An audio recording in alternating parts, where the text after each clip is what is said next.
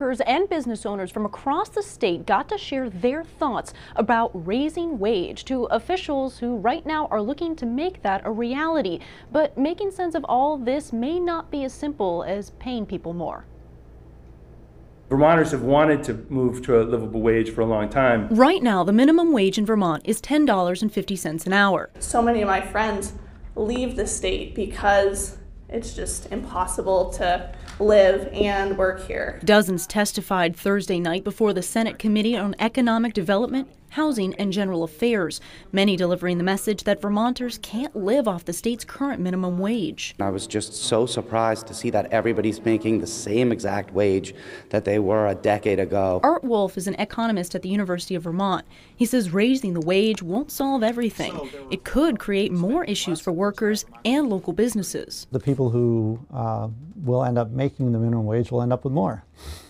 The problem is that there are some people who will end up with zero.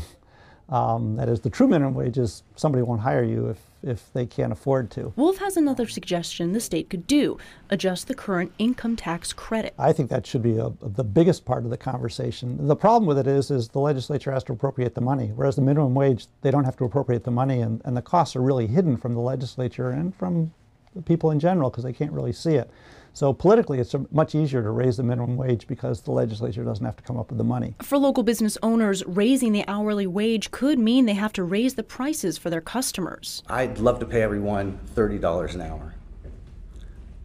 Come shop at our store, buy a lot of stuff from us, and we'll do that. One plan calls for raising it to $15 an hour over the next 4 years, for a situation that hourly workers are calling a crisis. I definitely think something has to be done, and whatever it is, we have to address this crisis.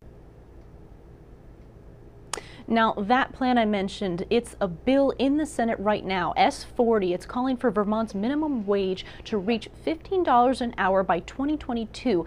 But so far, it's still in committee and hasn't reached the House. At the live desk, Renee Wunderlich, NBC5 News.